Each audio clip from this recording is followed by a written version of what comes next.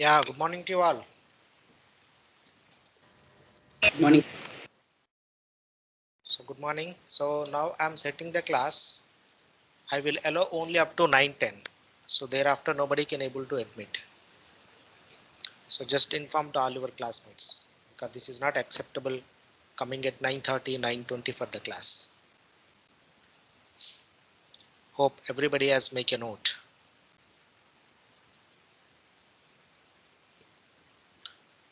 Okay, so I'm changing the settings. So you can able to enter the class up to 9:10. So thereafter you are not allowed.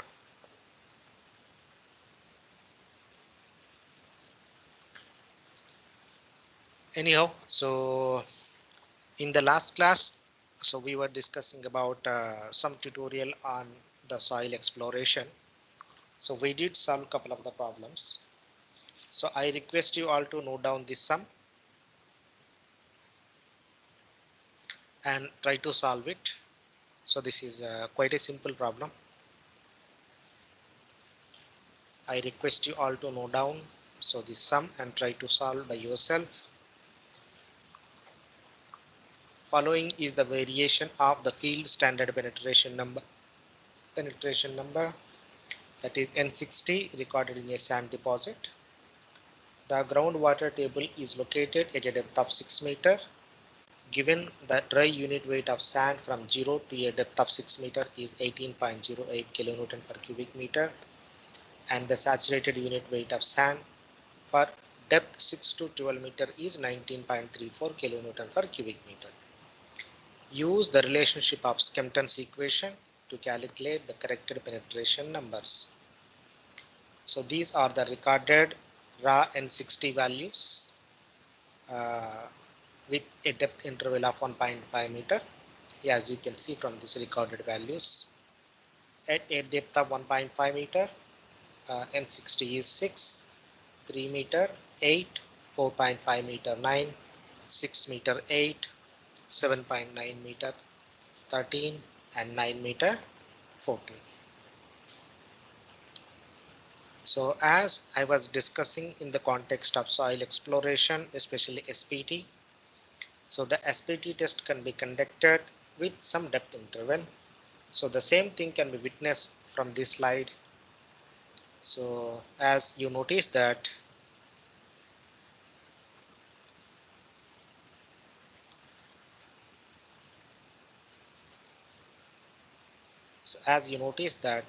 the SPT values were recorded at a depth of 1.5 meter, 3 meter, 4.5 meter, 6 meter, 7.9 meter, 9 meter, so on and so forth.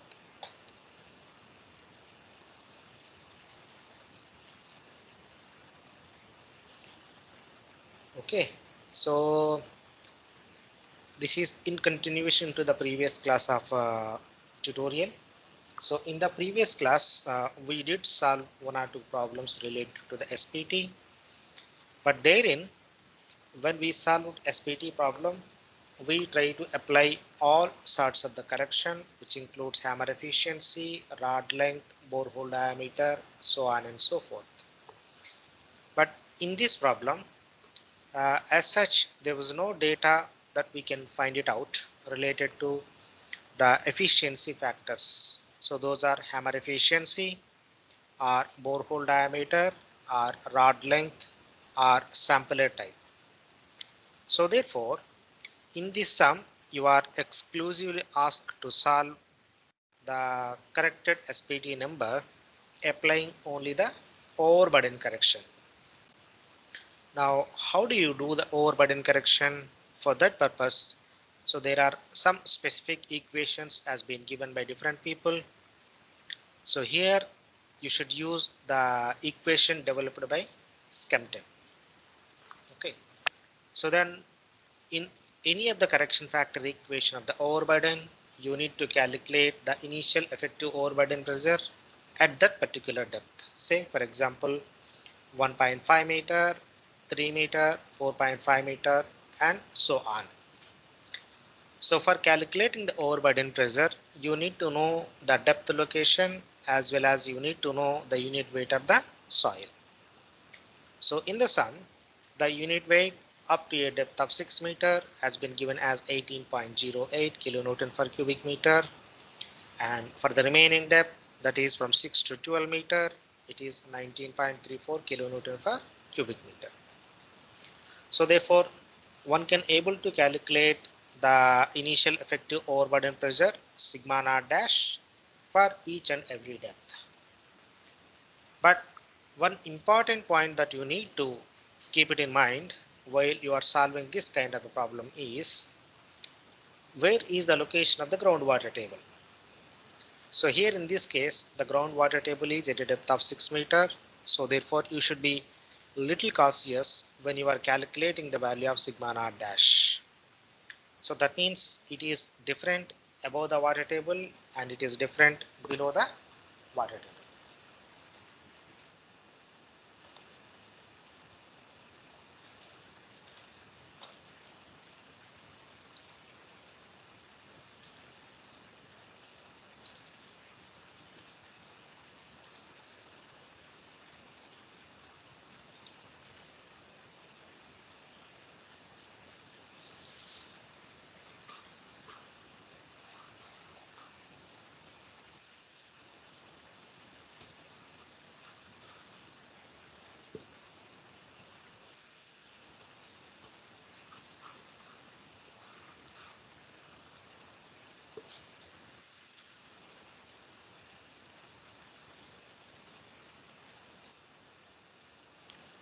So please note down and tell me the solution.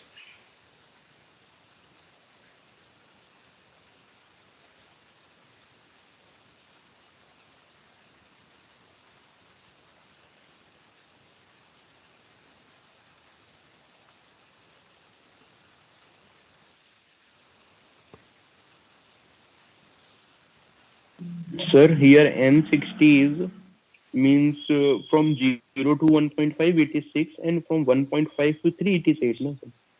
Means it Uh, is the difference here, not the cumulative. it is not the cumulative, but it is exactly not the Okay. same meaning also because SPT will be conducted at a particular location. Okay, so over a depth of only 1 feet. So that means at a depth of 1.5 meter, one SPT sample was collected. Okay, so Okay, not sir. the entire length of 1.5 meter at that particular depth.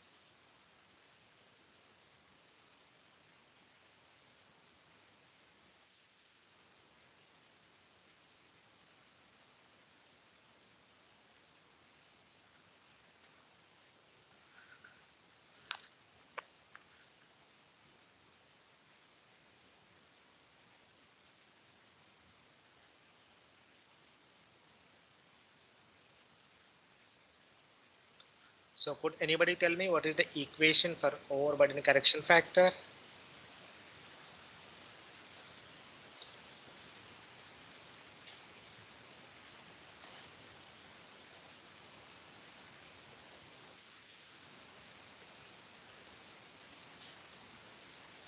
Sir, 95.76 divided by effect, initial effective overburden pressure.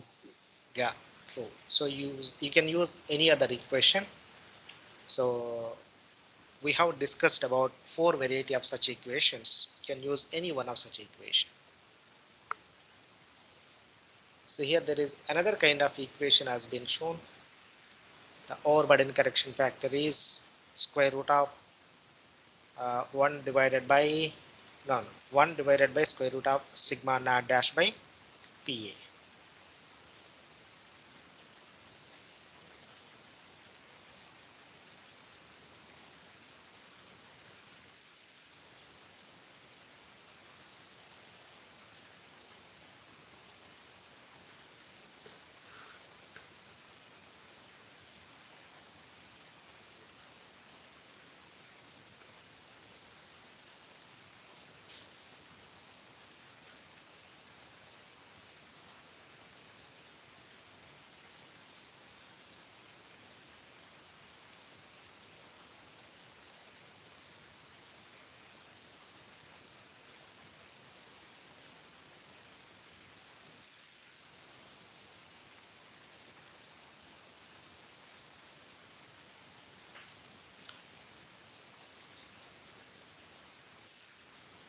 Yeah, others, nobody is responding.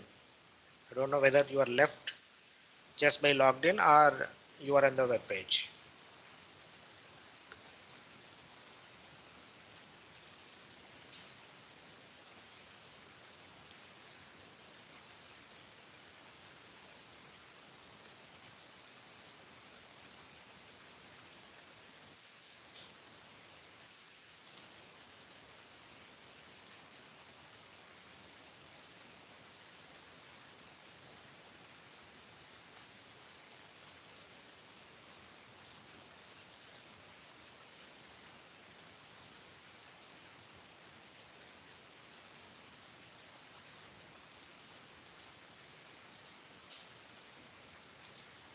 Sir, what is sigma dash in this case?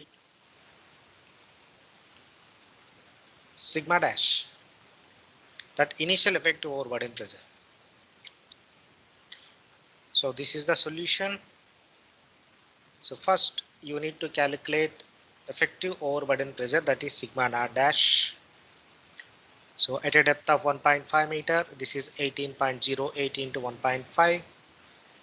So this is the depth and this is unit weight of the soil. So then at a depth of 3 meter and at a depth of 4.5 meter and at a depth of 6 meter. So then at a depth of 7.5 meter, then at a depth of 9 meter. So here up to 5.5 meter. Yeah. In the question, I think it is given groundwater at 6 meters, no, sir. Yeah. So So 5.5 they are taking. as a no problem. Either we can consider 5.5 or 6, doesn't matter. You should aware first of all how to distinguish the density difference below the water table and above the water table. Okay, so suppose if you look at 7.5 up to a depth of 5.5, the density is 18.08. Then behind the depth of 5.5, you should take the submerged unit weight of the soil. Okay, so this is how you should calculate sigma naught dash.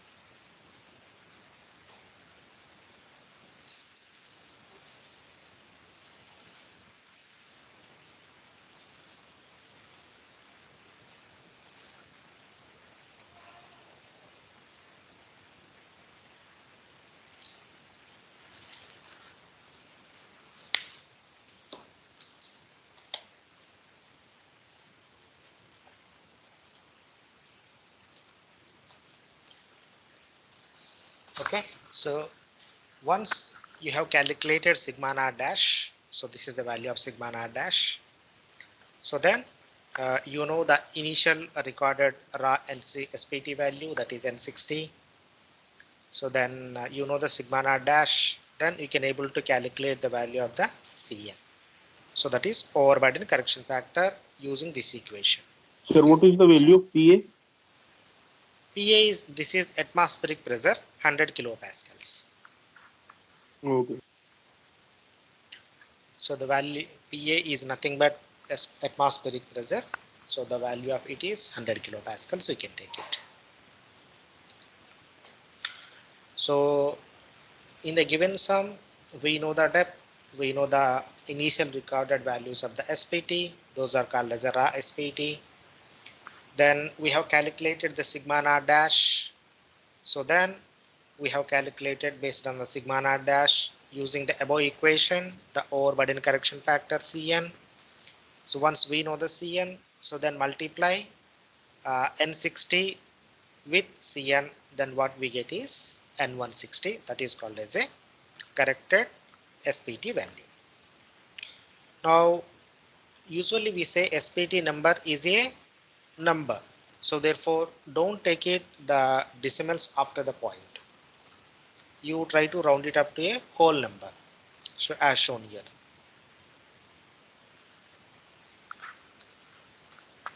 So you can see in this sum, the overburden correction factor is varying in the range from 1.92 to 0.87. We have also seen in the previous class the maximum value of Cn could be 2 and the minimum value of Cn could be 0.5. So here the range is perfectly lies in the range of 2 to 0.5. So therefore these values are valid. So then you calculate the corrected SPT value, that is N160, so which is nothing but N60 multiplied by the correction factor. So this is quite a simple problem.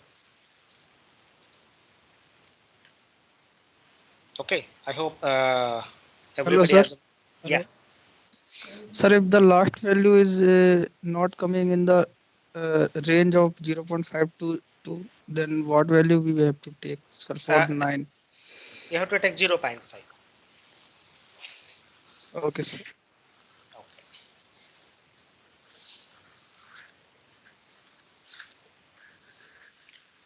Okay, so I hope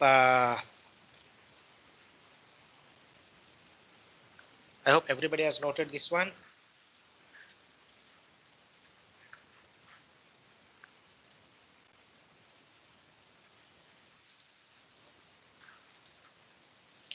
Okay, so just note down the another sum.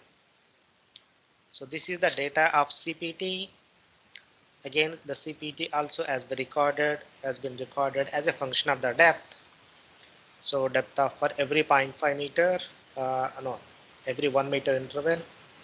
So at a depth of 0.5, 1.5, 2.5, 3.5, 4.5, 5.5, 6.5, 7.5, 8.5, 9.5.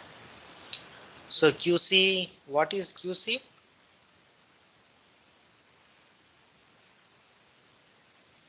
And what is QS?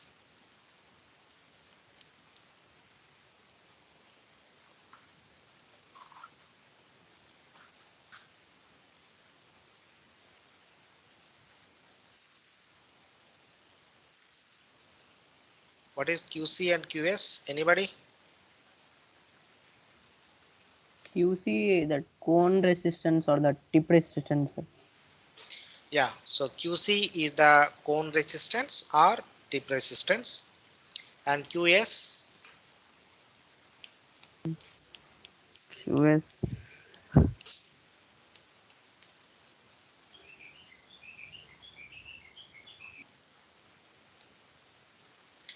so QS is nothing but sleeve resistance. So that means nobody is going through any lectures.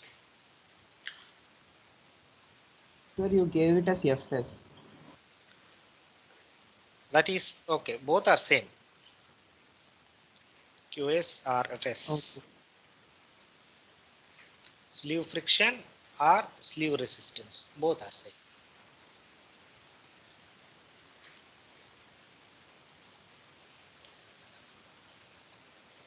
So you are asked to plot the cone penetration test data given in table 1, including friction ratio FR, estimate on-drain shear strength at a depth 5.5 meter, assuming the cone factor NK 18, estimate angle of shearing resistance of the soil pie at depth 7.5 meter using the graph given in figure 1. So first note down all this data.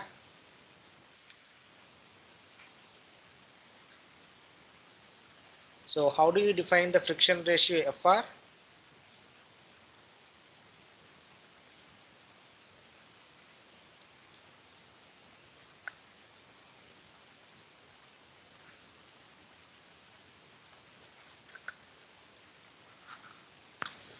FS by QC into 100.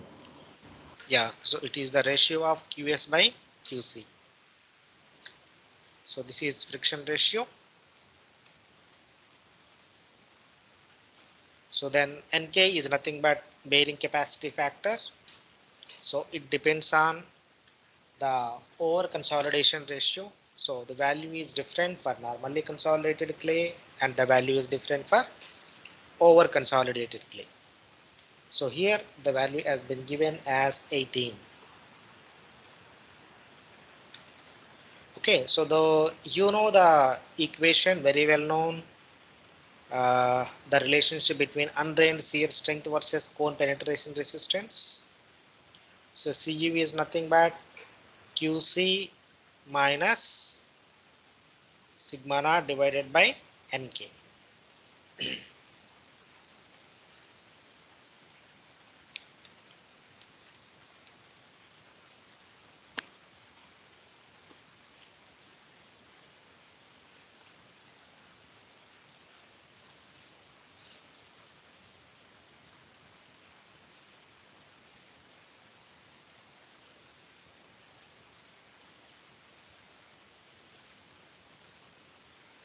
Okay, so this is the data given, and this is the figure 1. So to be used to determine the value of the angle of internal friction, that is phi. As you can see, the cone resistance uh, is drawn as a function of the vertical effective stress for different values of the angle of internal friction of the soil sample. If you know the cone resistance and if you know the vertical effective stress, you can able to pick up the value of angle of internal friction. Or alternatively, so if you know the cone resistance, and if you know the angle of internal friction of any soil, say for example cone resistance is 35 and angle of internal friction of the soil is 44°, then you can pick up corresponding to what depth it might belong to, or at what particular depth the cone penetration has been conducted. So vertical effective stress is nothing but sigma naught dash, which is nothing but gamma times of h. So density you can assume any value, or if density is given, then we can calculate the depth. So this is as simple as possible. So this is what you have been asked first of all. So since the density has not been given, either you can assume the values of the density, or in most of the situations the density of the soil mass will be given. So as such there is no problem. So assume an average gamma 16.5 kilonewton per cubic meter up to the groundwater table location, which is at a depth of 3 meter, and gamma sat of 19.8 kilonewton per cubic meter for below groundwater table. So above is gamma, that is bulk density, and below is the saturated density. So as we have discussed in the previous class, when we are discussing about the cone penetration test or CPT, we have defined a parameter called as a friction ratio FR, which is defined as the ratio of QS by QC, where QS is sleeve friction and QC is cone resistance. Sleeve resistance divided by the cone resistance multiplied with the 100. So here in the statement of the sum itself, the data for QC and QS has been given. So this is the depth, and this is QC and this is QS. Since we know the both the data, but one important thing that you should notice is QC has been given in megapascals, whereas QS has been given in kilopascals. So therefore it is with little bit caution, we should maintain the units same of QC and QS, then calculate the friction ratio for the same units that we have maintained. So these are the profiles of QC, QS and friction ratio. So QC, that is cone penetration resistance, QS, that is sleeve friction resistance, and FR, that is friction ratio. Okay, so this is the variation. So from table to the graphical form, we have converted the data. Okay, so if you have any questions, you can ask me. So this is a simple and straightforward. So only additional step that you need to exercise is calculation of friction ratio FR.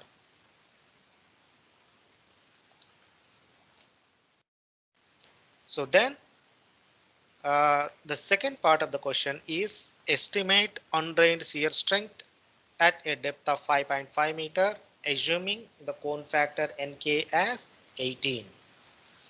So as we know, the relationship between undrained cohesion and the cone factor is Cu is equals to Qc minus P naught divided by Nk.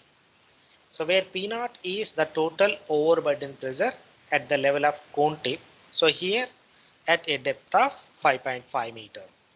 So since we know the dry density and the saturated density above and below the groundwater table, so accordingly calculate P naught is equal to 3 into 16.5 plus 2.5 into 19. So this is 99 kilopascals. So we know the QC. So QC at a depth of 5.5 meter. So that should be picked up from this graph. QC is equals to 0.4 megapascals or 400 kilopascals. 0.4 megapascal or 400 kilopascal. So QC is 400. QC is 400. And P naught is calculated as 99 kilopascal. And Nk is given as 18.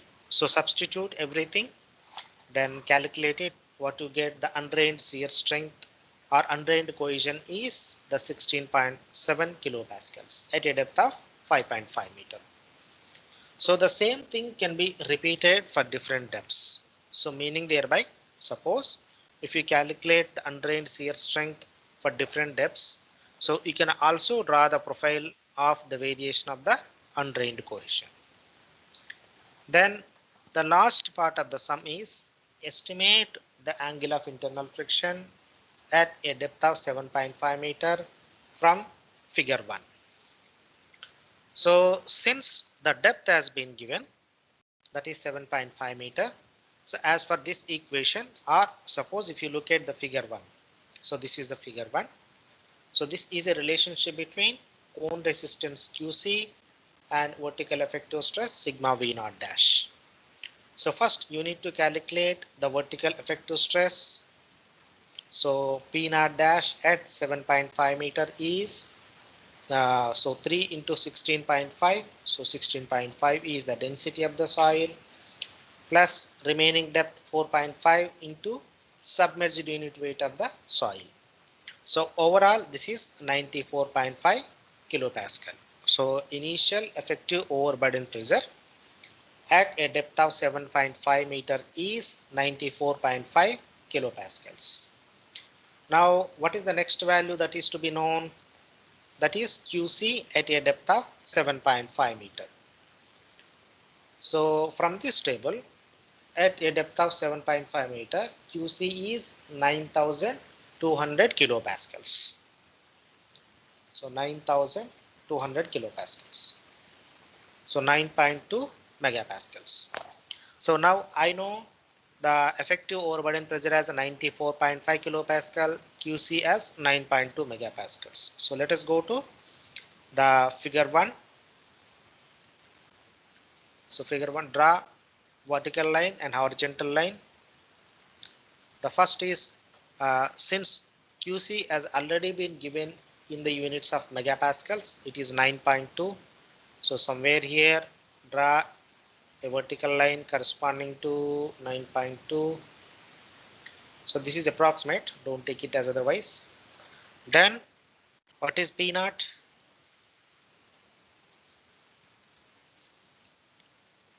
So the P naught is 94.5 kilopascals.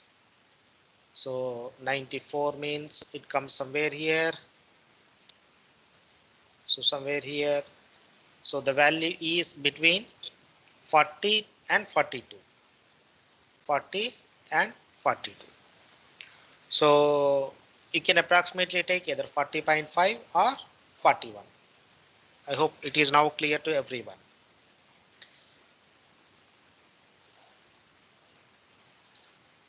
Okay. So here the P naught dash is 94.5 kilopascals and QC is 9.2. So the answer is 41 degree, the angle of internal friction. So I repeat again. So for the figure 1 or from the figure 1, so draw a vertical line corresponding to QC of 9.2 megapascals. Draw a horizontal line corresponding to 94.5 kilopascals. Wherever these vertical and horizontal lines are drawing, so pick up the corresponding trend line of angle of internal friction. So in our present case, the intersection is happening between 40 and 42 degree. So therefore approximately we can take 41 degree. So this is how we need to pick up the value of the internal friction of the soil sample from the cone penetration resistance. Anybody has any question? Sir, excuse me, sir. Yeah. Sir, some of my friends got, due to network issues, they got removed from the class. They got disconnected and they are not able to rejoin it. Who are they? Priyan, Shaurya, and some of them, Parth is also not able to join. They were in the class before 9:10, sir. Due to network issue, they got disconnected. So Partha Sharma. Priyansh was Yes, sir. Partha Sharma, Priyan Shore. Okay, he was there. Then they only told me, sir. okay, fine. Leave it.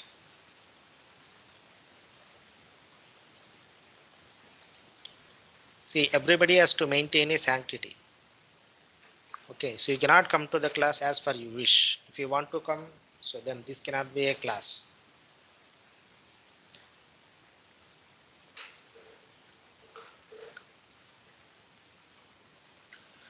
Okay, so does anybody has any question regarding this problem? How to solve the CPT data? Or how to interpret the CPT data for finding out different soil parameters?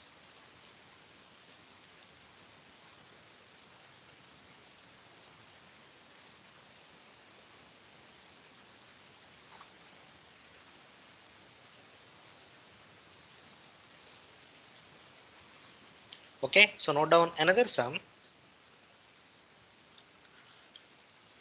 So referring to table 2 given below, estimate the SPT N1 value you would use for a footing which is 2 meter by 2 meter in dimensions and located at 2 meter depth. Assume the unit weight of both sands is 18.1 kilonewton per cubic meter and 19.7 kilonewton per cubic meter above and below the groundwater table respectively. So groundwater table is at a depth of 6 meter. Assume that the given N values are corrected for energy efficiency and field residues. So this is the data. So in fact, if you look at carefully, the SPT has been conducted at different depth intervals. So here in the present case, so it was conducted at a depth interval of 1 meter. Depth of 1, 2, 3, 4, 5, 6, 7, 8 and 9. So the N field value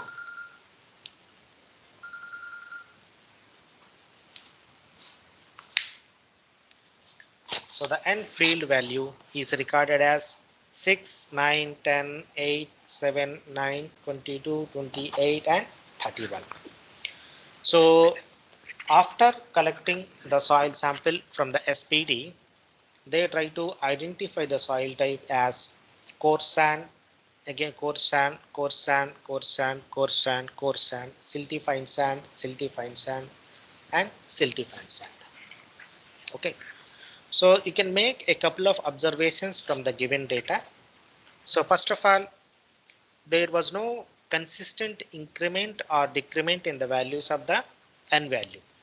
Suppose if you take a coarse sand, so there was no consistent increment or decrement. So there are some arbitrary values of the N.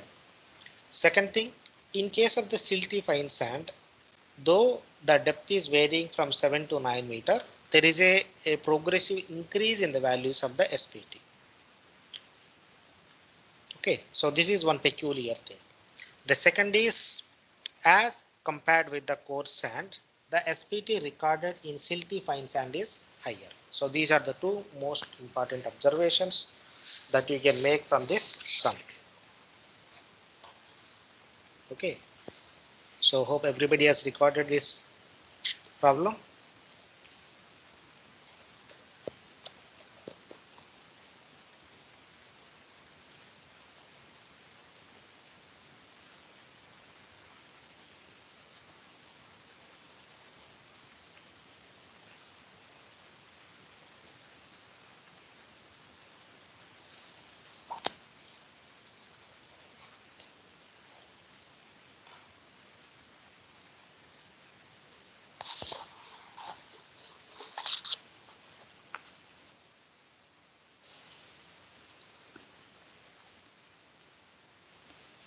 Okay, so this is one of the solutions.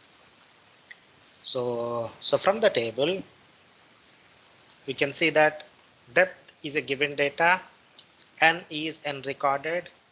So then this is the soil type.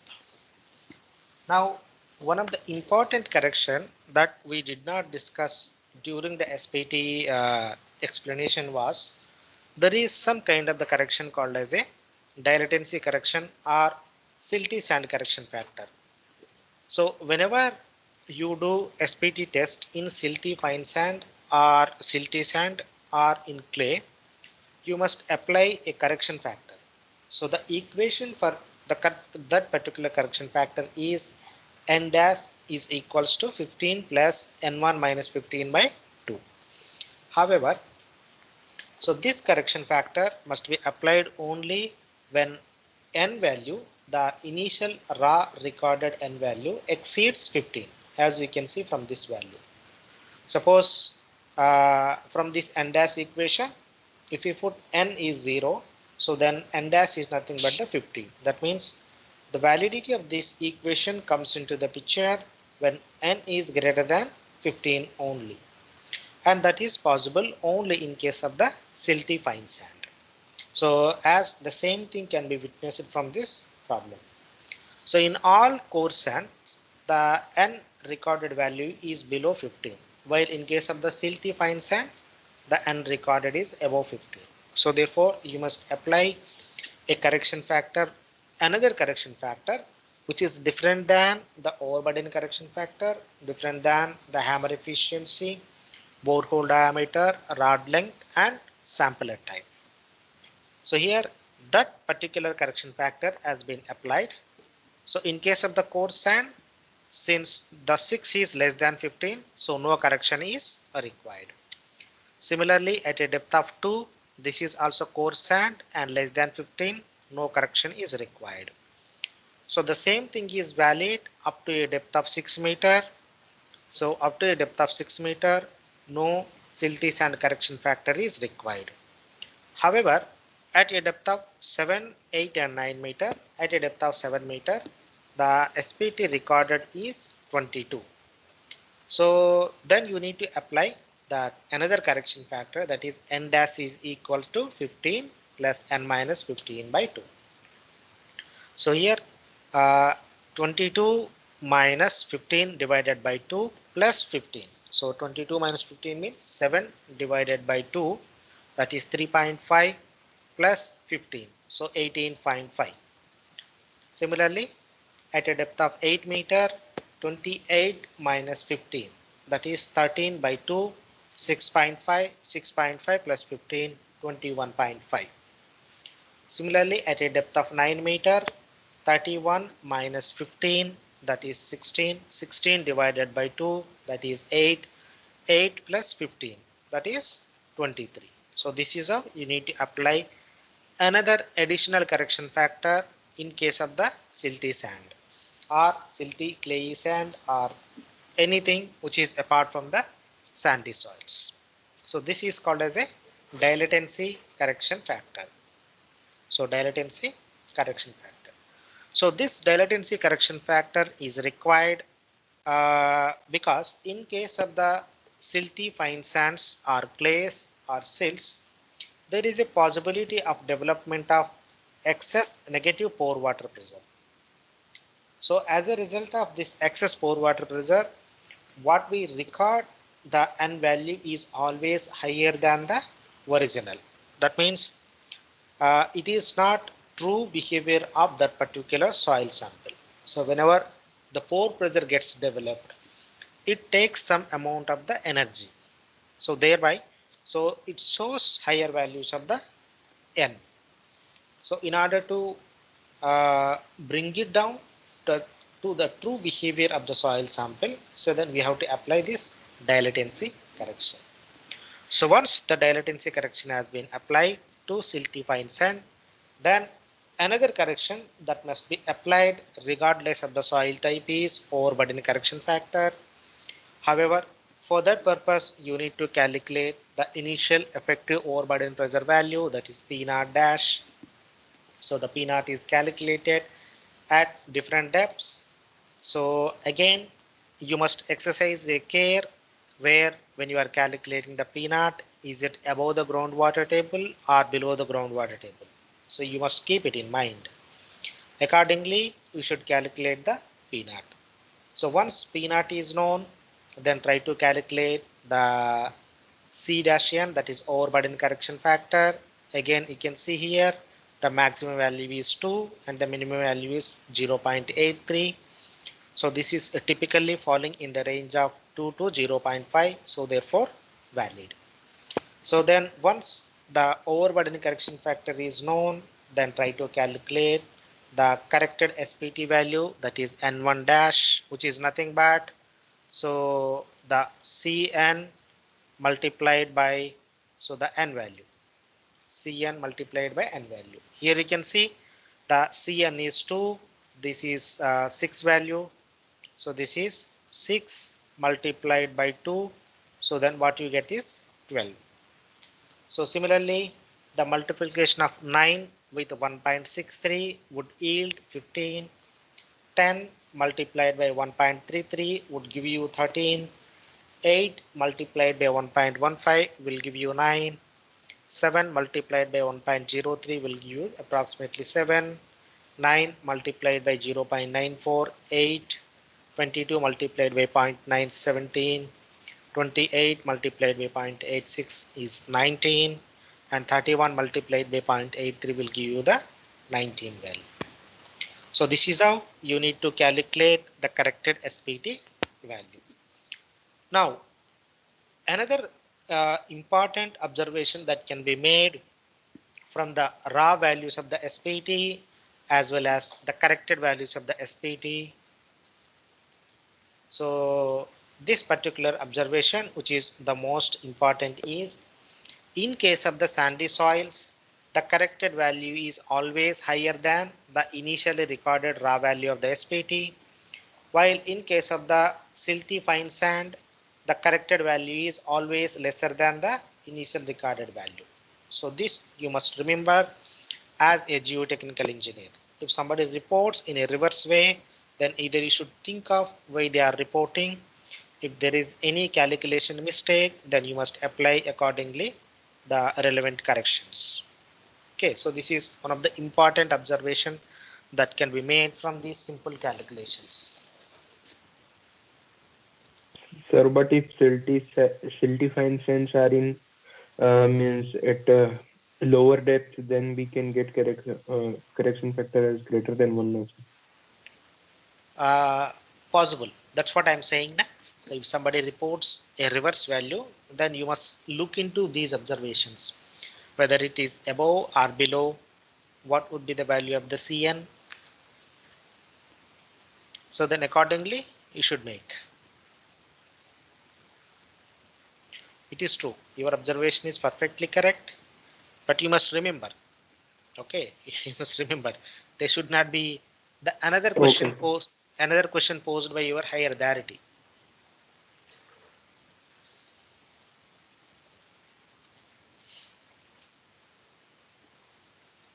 Okay, so so this is same thing. So this is the equation for overburden correction factor. This already we have done it. So remember Cn is equals to 9.78 into square root of 1 by sigma v dash. So this should be lesser than or equal to 2. So this equation is known to everyone. Sir, Yeah. sir, sir, n value decreases with increasing depth. You had told earlier. Sir, No, no, no. It will not increase. In fact, that's what I told at the beginning of this sum. Usually, there should be some consistent. Suppose if the soil is uniform, uh, then there will be continuous increase in the n value. So there is arbitrary value of n indicates that the layers are not uniform. For example, let us take this sum only. See here, it is 6, 9, 10. But after 10, again it is decreased. That means there is a change in the soil profile approximately at a depth of 3 meter. So that's what inference that we can make from this sum. Again, so another important observation is, now if somebody is asking you up to a depth of 3 meter and below a depth of 3 meter, which soil layer is stronger? So it is obvious that 10 is always greater than the 8. So therefore, up to a depth of 3 meter, the soil layer is stronger, but below depth of 3 meter, it is a bit weaker. So a bit weaker. But again, if you look at from 4 to 6 meter, there is again slight improvement in the SPT value. Okay, so 1 to 3 meter, it is one kind of the soil layer. 4 to 6 meter, another kind of a soil layer, and 7 to 9 meter, another kind of a soil layer. Okay, how can I say? Because there is a continuous increment in the values of the SPT only within that particular soil profile layer. Based on that, suppose if there is a change in layer for every 1 meter, then you could see different values of the n for each and every layer. That is also possible. It cannot be ruled out.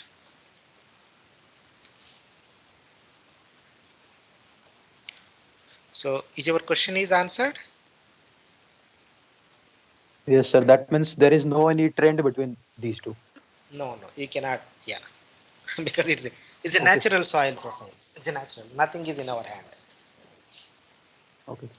Okay, very good. That Yeah, in that question we have done first the dial density correction and then the overburden correction, no sir.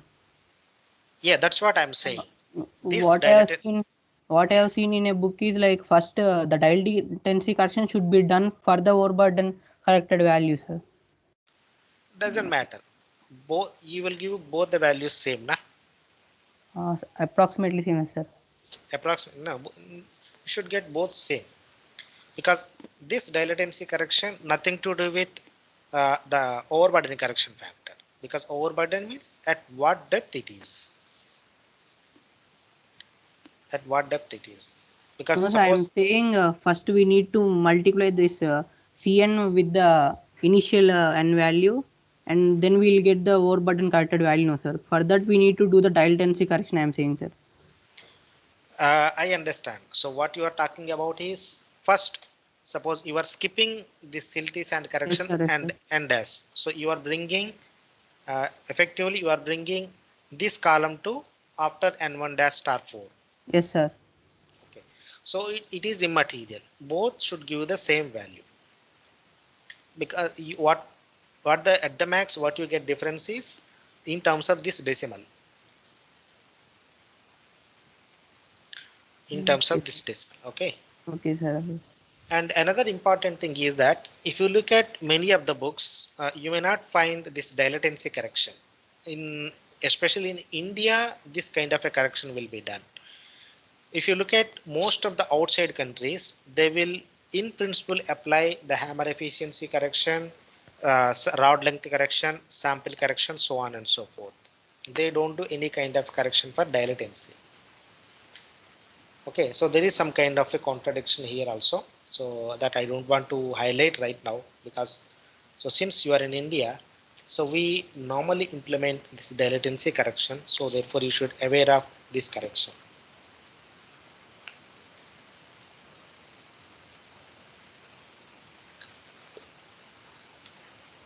Okay, all right. Yes, sir. Okay, sir. Okay, very good. Good question. So the last one is, uh, what should be the average value of n that should be taken for the design of the foundation. So there is some kind of a thumb rule. It should be below 0.5 times of b, or 0.5 times of from the ground surface, or from the from the ground surface, or from the footing level. Sorry, this is 0.5 times of b above the foundation level. So here foundation level means the bottom of this one. This is called as a foundation level. 0.5 times of b above the foundation level and 2 times of the b below the foundation level. So the values of the SPT recorded between these depth shall be used for the foundation design. Okay, so this is also one of the important point that you must remember, because in the previous class we were also discussing what should be the maximum depth of exploration. So there we have seen it is dependent on the importance of the structure as well as other parameters. So here are the same thing is reflected here. Okay, if somebody is asking what should be the depth interval within which we should consider the SPT value, means 0.5 times of b above the foundation level and 2 times of b below the foundation level. So accordingly the values has been taken and the average of this is taken for foundation design consideration.